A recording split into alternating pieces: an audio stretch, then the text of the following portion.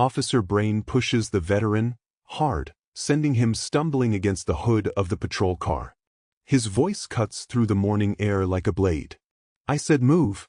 You hear me, old man?" The sound echoes down the block, sharp, humiliating, unprovoked. People stop. Heads turn. Phones lift. And right there, in the center of the street, authority turns into aggression. The veteran, Mr. Langford, doesn't fight back. He doesn't raise his voice. He just steadies himself, dusts off his sleeve, and looks at the officer with a calm that feels dangerous, because calm means control. But Officer Brayn doesn't see control. He sees defiance. And in his mind, defiance must be crushed. "Don't look at me like that," he barks, his hand pressing harder against Langford's shoulder. The crowd murmurs, unease rippling through the onlookers like heat from the pavement. There's a tremor in Brayn's tone, part anger, part something deeper. Maybe fear. Maybe insecurity. But to everyone watching, it just looks like raw power against quiet dignity. The shove wasn't just physical, it was symbolic. And the silence that follows is louder than his shouting. Mr. Langford straightens. Slowly, deliberately. His hat falls to the ground, rolling to the officer's feet. Brayn sneers and kicks it aside.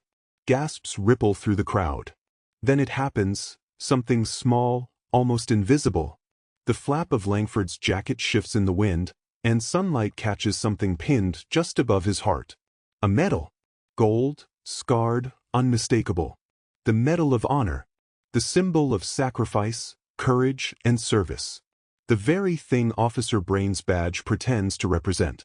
In that instant, every ounce of arrogance drains from Brayn's face. His hand drops from Langford's shoulder. His lips part, but no words come. The crowd knows. The phones keep recording. And the air, thick with judgment, turns heavy with truth. Because the man he just shoved wasn't a stranger.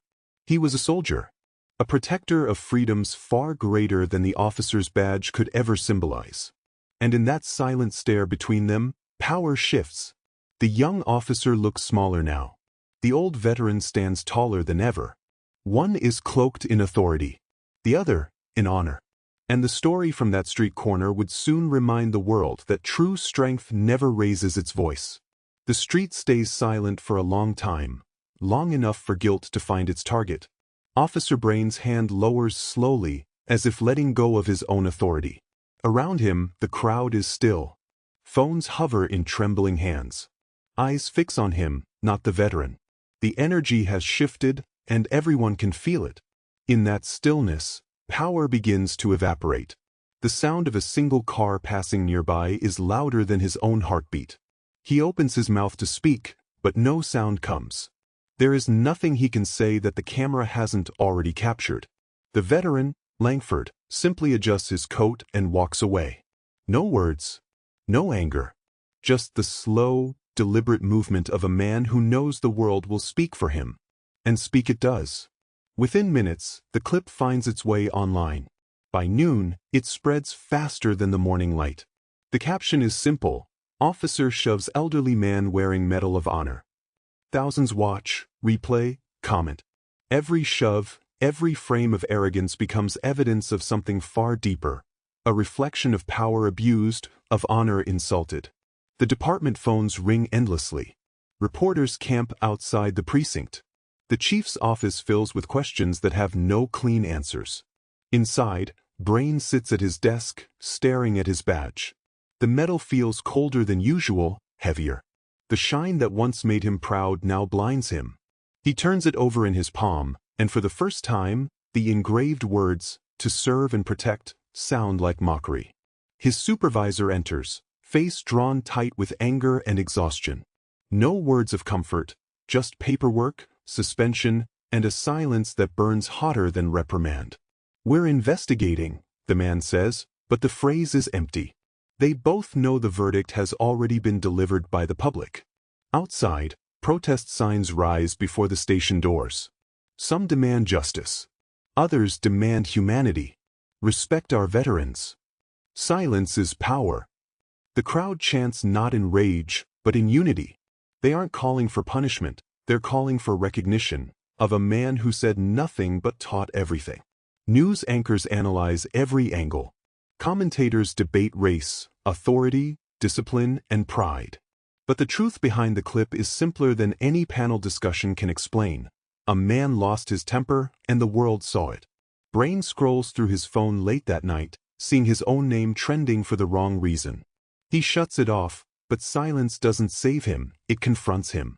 In that silence he hears the veteran's breath, the gasp of the crowd, the weight of that single shining medal. He dreams of the shove again and again, the sound of his voice yelling, the echo of humiliation hanging in the air.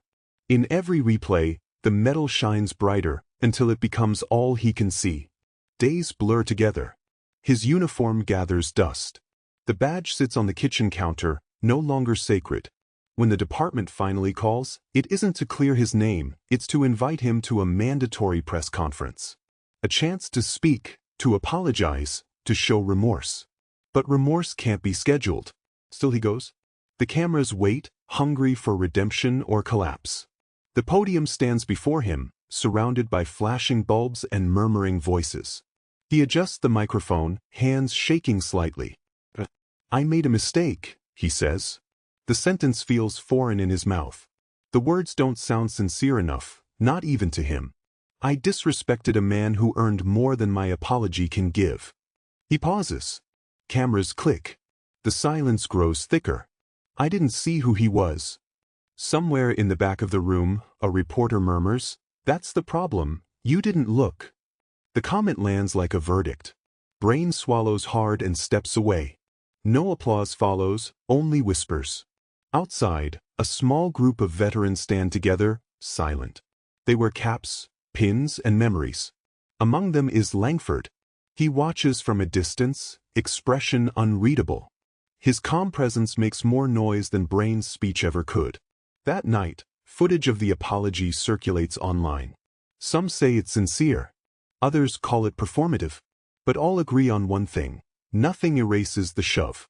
Brayn stays awake, watching the press conference replay over and over, noticing what the audience noticed, the emptiness in his eyes. Days later, the department places him on indefinite leave. The world moves on, but guilt doesn't. It lingers, patient and persistent, like a shadow that refuses to leave. He starts walking the same route every morning, retracing his patrol path, trying to understand the moment where it all went wrong. Every crack in the sidewalk feels like a memory of arrogance. And then one morning, as the sun breaks the horizon, he sees a familiar figure ahead. Langford.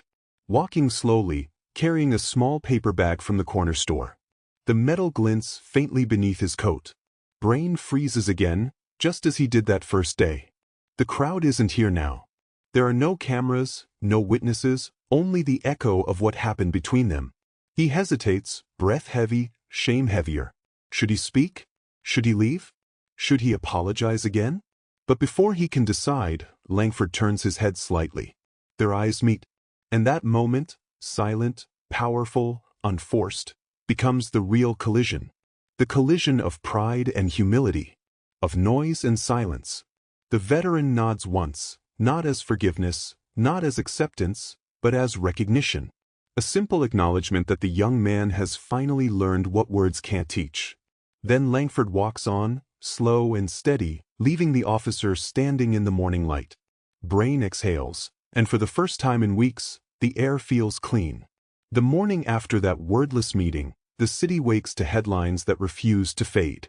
Officer's apology fails to heal. Veteran's silence speaks louder. Commentators talk, citizens argue, officials scramble, but the clip keeps playing. Every replay reopens the wound.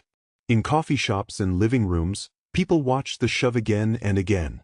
Some feel anger, others feel shame. Many simply stare, searching the veteran's calm face for something they can't name. Langford never grants an interview. He declines every camera, every microphone, every invitation. His refusal becomes its own message. Dignity doesn't need a stage. Yet the absence of his voice amplifies his story. Schools replay the footage in discussions about respect. Churches mention it in sermons. Even cadet programs show it during ethics training. Everywhere Brayn turns, the world is echoing the lesson he ignored. He drives through town one afternoon, windows down, trying to convince himself life can still be normal. But the murmurs follow. A group of kids recognize him at a stoplight. One of them whispers, "That's him." The whisper lands heavier than any shout. The department issues another statement, promises of reform, training, renewed community trust. But Brayn knows those words are bandages, not cures. At home, he removes the framed certificate that once hung proudly on his wall. Behind it, dust outlines the exact shape of his pride. He stares at the empty space and feels the weight of absence. That night, unable to sleep, he watches the original footage again. This time he studies not himself but Langford, the steadiness in his posture, the restraint in his eyes. He pauses the frame where the metal catches light. The reflection hits the camera, a blinding flash that feels almost holy. For the first time, he whispers to the empty room, "You didn't even flinch." The whisper sounds like confession. The following week brings the city's annual Veterans Parade. Flags line the main street. Children wave miniature ones from the sidewalks. The mayor attends. News crews circle. Brayn watches from far back, out of uniform, cap pulled low. He told himself he wouldn't come, but his conscience drags him there. As the procession moves, one figure draws every eye, Langford. The man walks slowly, shoulders squared, that same quiet dignity radiating from every step. The medal rests over his heart, gleaming in the sun. The crowd erupts in applause. People stand, cheering, clapping, calling his name even though many never knew it before this week. Brayn feels the sound wash over him like punishment and grace at once. He doesn't clap, he can't. His hands hang useless at his sides. Langford reaches the reviewing stand and stops. The parade pauses briefly, photographers swarm. Then something unexpected happens. He turns, scanning the crowd. For a brief moment his gaze lands directly on Brayn. Their eyes meet again, across a sea of faces. Langford lifts a hand, not in salute, not in anger, but in simple acknowledgement. And there, under the wide blue sky, Brayn does the only thing left to do. He bows his head. The cameras catch the gesture, but no one understands its private meaning. Only the two men know what that small moment costs. Later, as the parade disperses, a local reporter approaches Langford, asking for a quote. The veteran smiles faintly and says only, "Respect isn't what you demand, it's what you give." Then he walks away. The line becomes headline gold. The words loop on television screens, radio stations, social feeds. They travel farther than the shove ever did. For Brayn, those words are the final verdict.